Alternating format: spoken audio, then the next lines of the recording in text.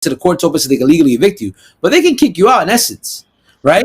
The ones that are really protected are the ones in housing. That Section 8, anything that has to do with the housing department, they're really, really protected on that aspect. But besides that, all right, let's just say you didn't, you can't get evicted. You haven't paid since March, right? The second that they put this eviction notice in there for you, guess what? It goes into the courts. You now have a red tag or red flag saying that you've been evicted, or they started the process of eviction, and now that stays with you. You think someone's going to want to rent from you the next time? Highly doubt it. You're gonna have to come up with some extra cash, and that's the issue. People understand that the day that they lift everything up, they're gonna listen. If I was a landlord, I'd be standing right there the day one. Give me the back pay. Yes. What I did was very important. Me and my wife, we had a plan, man. We said, listen, babe, we're both essential workers. It's very important that we continue to work. We continue to get our paychecks and pay these bills, even if it's $50, $100 here and there. While it's on hold or it's building, it's going to continue to gain. It's going to continue to gain. And at the end of this pandemic, or whenever they reopen, because it's not going to be at the end of the pandemic, you're going to have to pay these bills back. So we started paying on them. And it feels good to be one of the people that's at the end of this going to say, oh, well, maybe I only owe 100 here or there, but I don't owe 4,000 or 5,000. You know what I mean? Like, it feels good. That's. Come on. I'd rather owe $100 than owe $5,000, and now that is my hit. And now what am I gonna do? Right? I'd rather do that. And people are like, yeah, I'm just living off of it. Whatever. I'm gonna ride it to. Listen, people are riding on the unemployment right now, right? Guess what, people? In July, that extra $600 that you get is gone.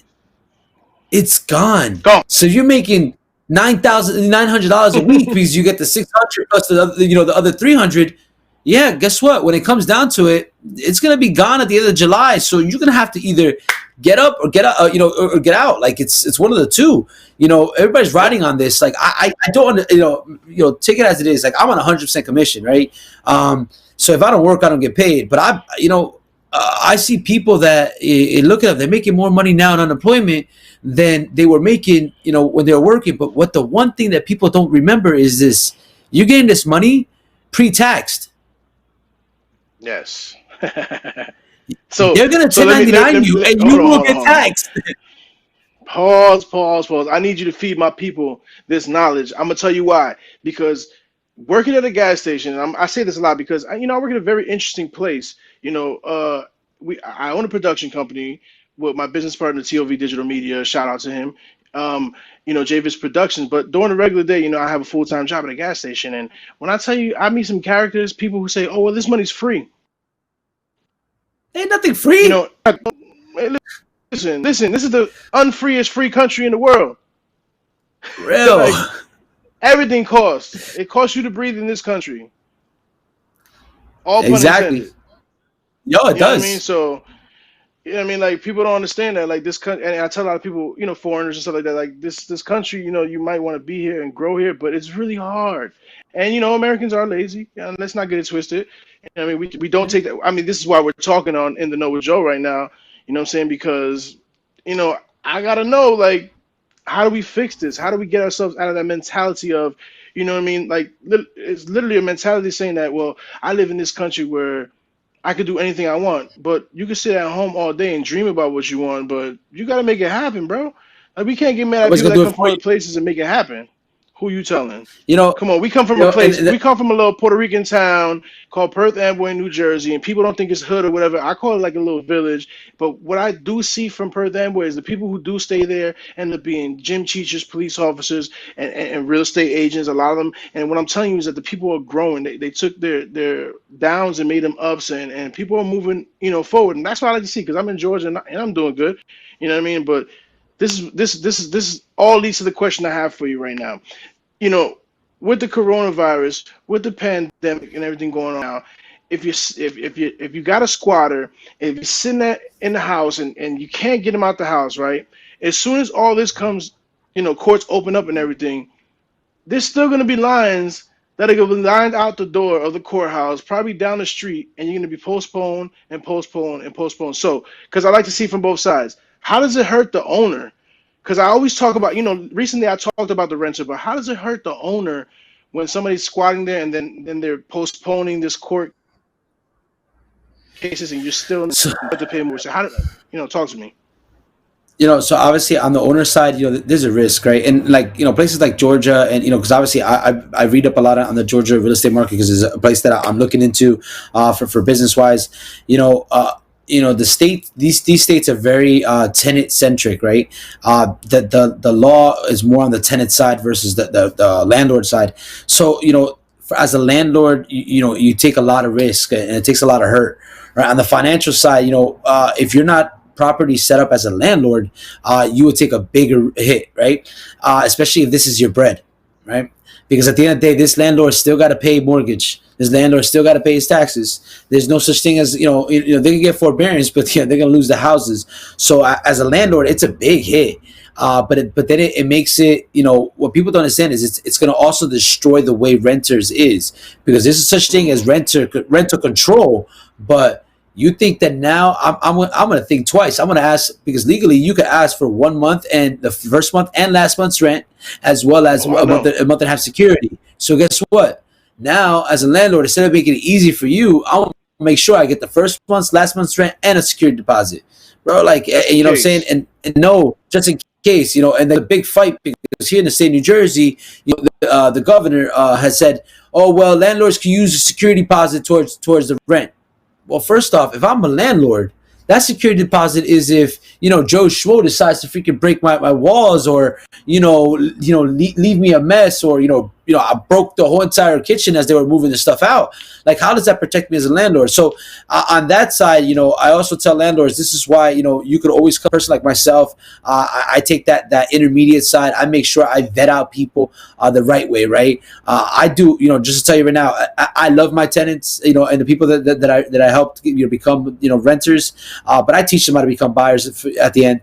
But I make sure I vet them out. I run what it's called an NTN. And if landlords, if you don't want to use a realtor, you can do it yourself. It's called an NTN, National Tenant Network. Listen, if you got an eviction in Georgia, I'm going to know about it. If you got an eviction in California, I'm going to know about it. Shoot, if you got arrested for petty theft in 2001, I'm going to know about it. Now, it's not the justification of me hiring you. I mean, of me putting you as my tenant, but I get a number, a scorecard, from 0 to 99, and I'll know how credible you are for me to rent you.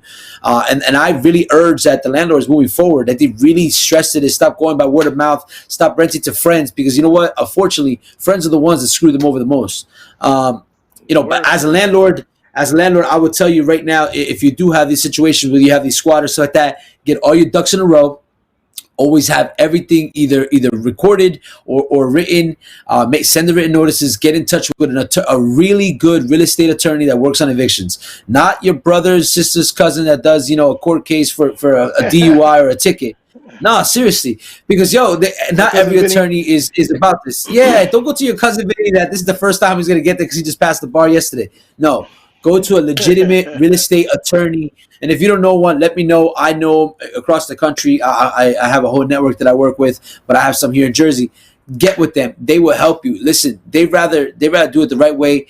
You, instead of waiting in line, guess who the first people that the court is going to take care? The attorneys, man. They take care of the attorneys Most first. You ever definitely. go to get a fight a ticket? Who's the first people they go? The attorneys. That's exactly what we're gonna do now. So get in touch with an attorney. He might charge you, $1,000 to do a few evictions of yours, but guess what? That's $1,000 versus they could stay there for another 3 months and then you're screwed because it keeps getting delayed. You know what I mean?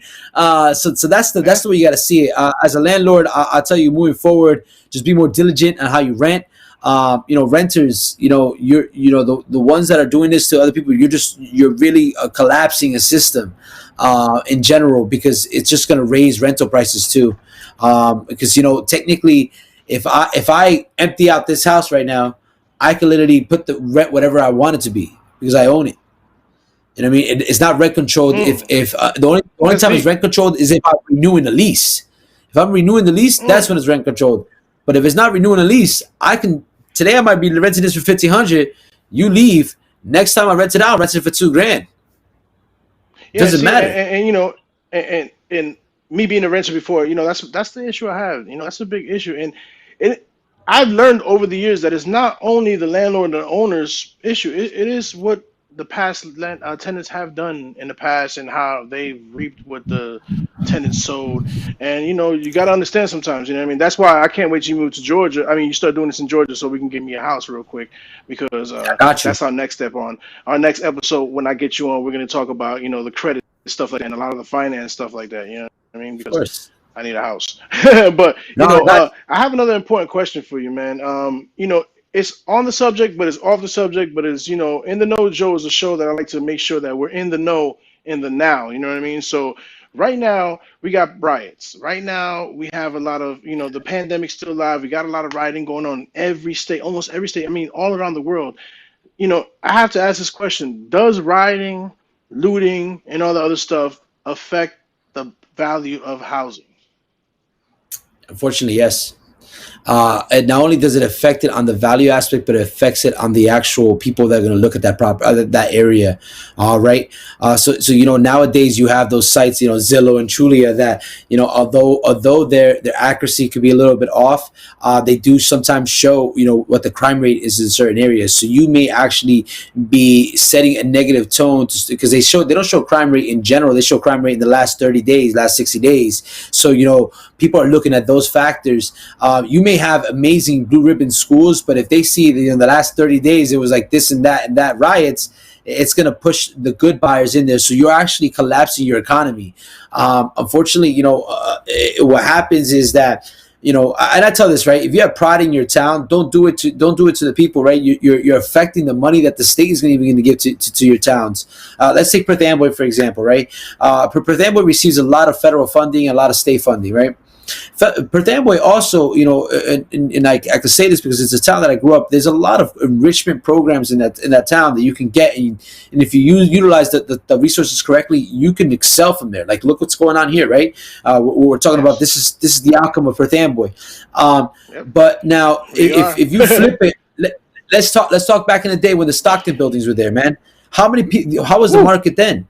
Right? Nobody wanted to buy because you were talking about one of the pinpoints of crime, of cocaine trafficking at the time, right? This is the early 90s, late 80s in Perth Amboy, the Stockton building. So it's stuff like that that brings that kind of character. Hold on. Let's make it very clear that these buildings were right behind an elementary school that I went to. Yep. I lived right across the street on Smith and Davidson from my father was a janitor at number 10 school. So this is what we consider in Perth Amboy. There was 110.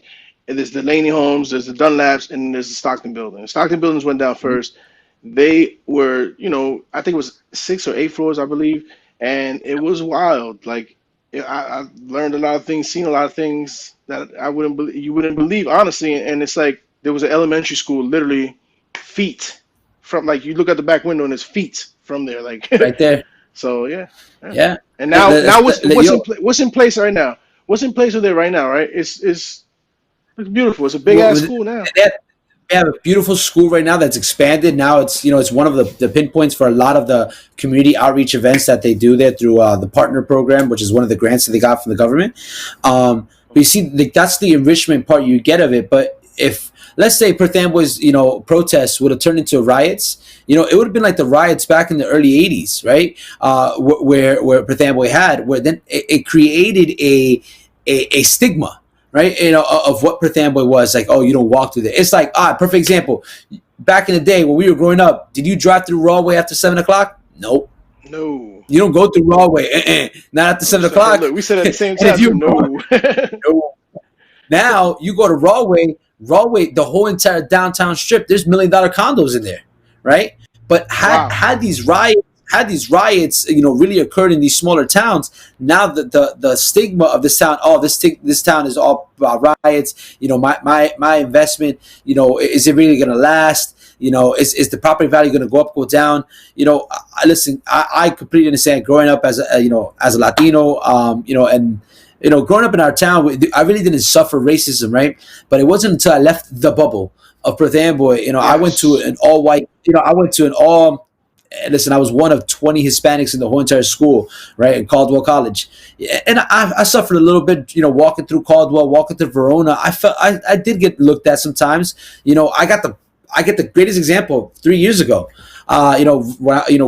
beginning of my real estate career, I was driving a Toyota Camry, and I show up to Freehold Township, and the person I was working for, helping out, he had a $1.5 million house he was selling. Right. And if you notice, if you follow my business and my career, it's all about, I've been doing videos. Right. So I'm going there, and I go there on a Saturday, and I'm shooting a video. Right. And I'm out there, and my videographer is there with me, and I'm driving a 2017 Toyota Camry. This lady comes out of her car. I'm not going to even mention race because, she wasn't Caucasian. I'll just say that right now.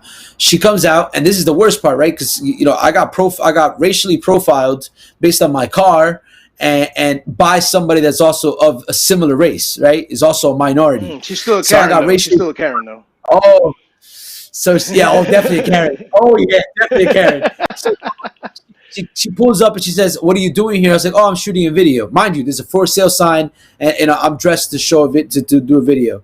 A cop shows up, and a cop looks at me, and just saying it was a cop. I'm not trying to do racist.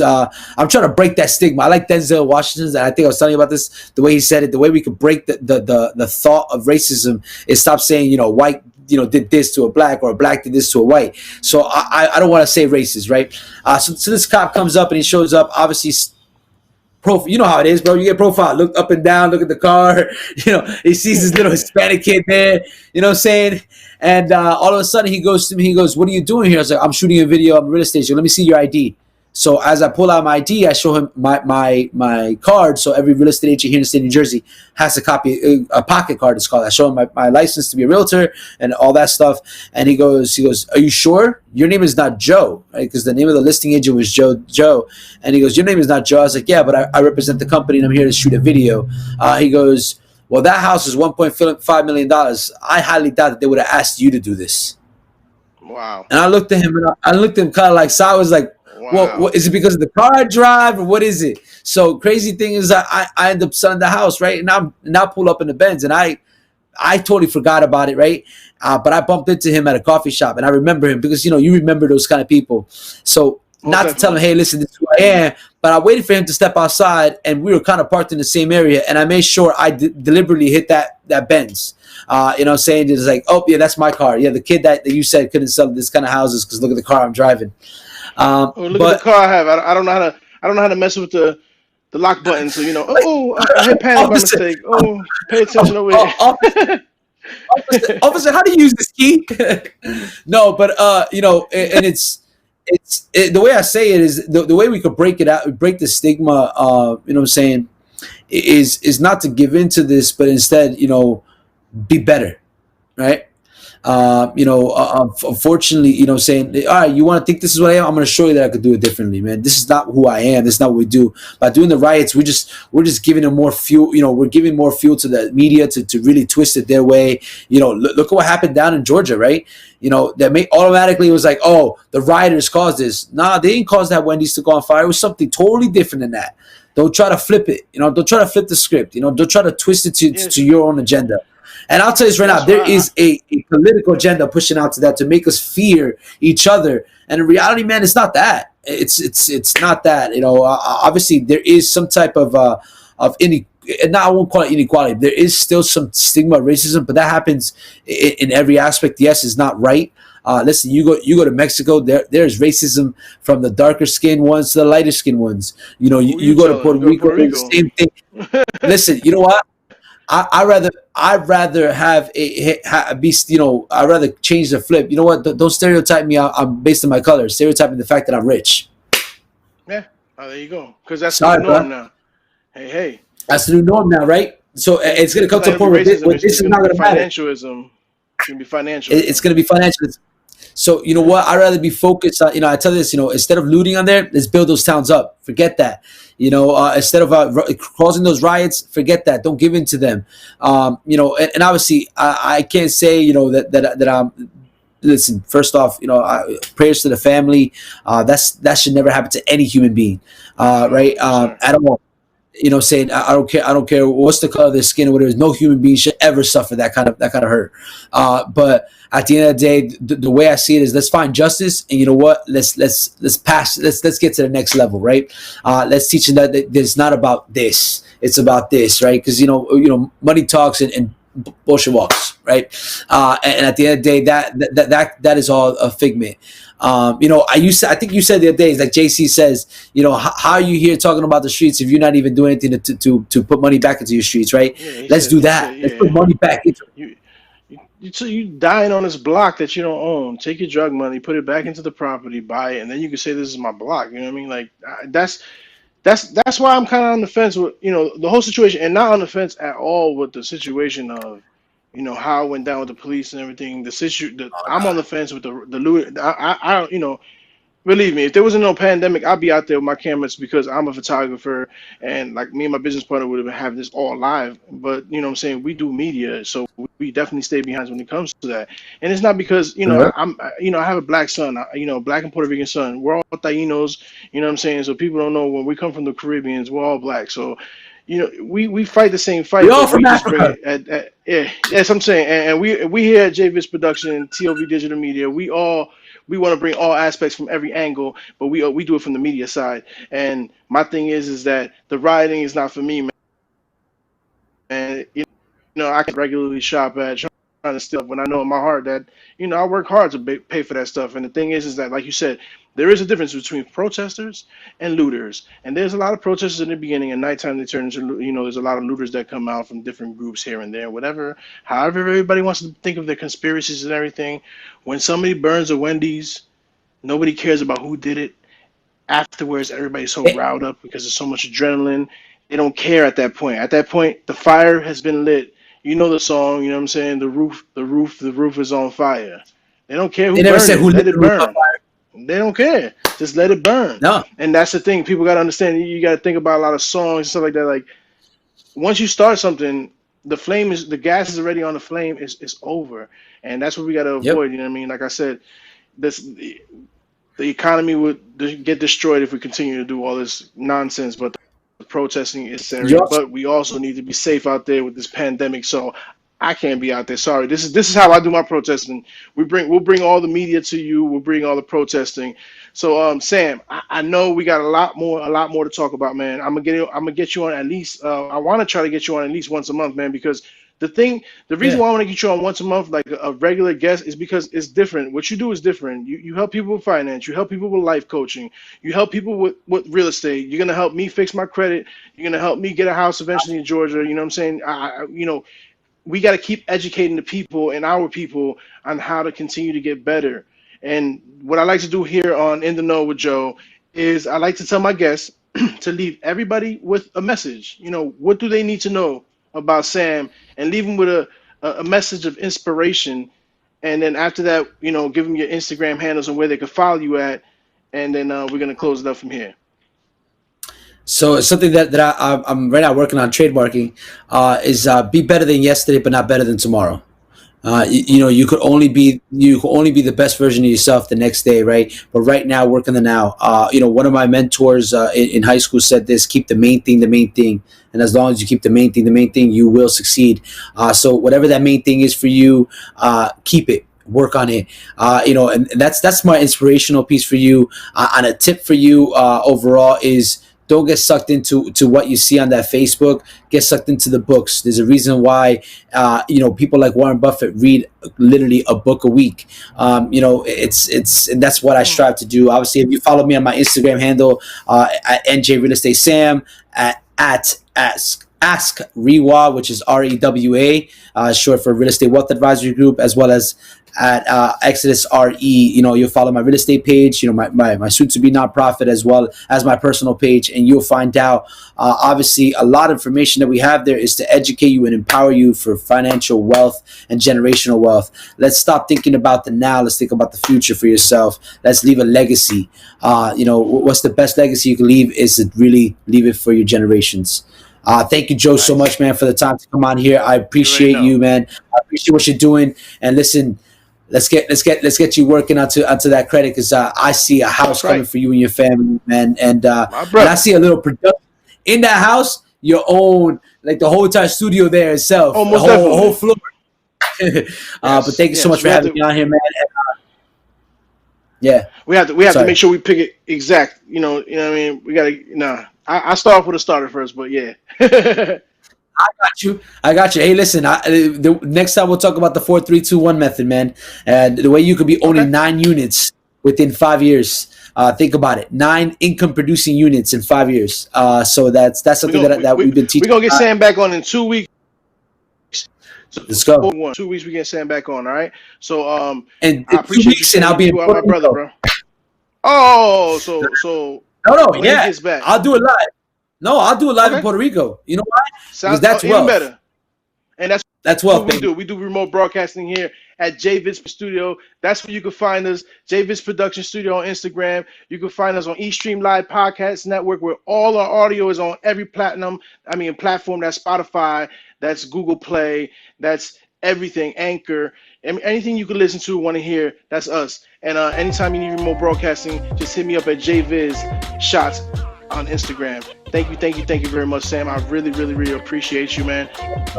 Until next time, my brother. Later, bro. Peace.